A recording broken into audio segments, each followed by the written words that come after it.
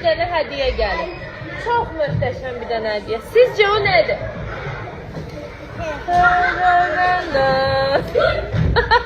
Bu hədiyyəni də mənə kim verir? Fəridə xanım verib, sağ olsun. O fikirləşir ki, müəlliminin yeni telefona ehtiyacı var. Gəlin iPhone açılışını bir yerdə eləyək.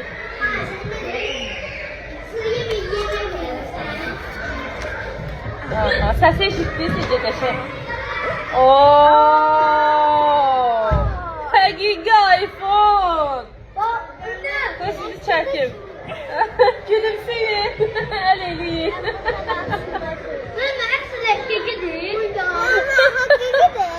Bəli.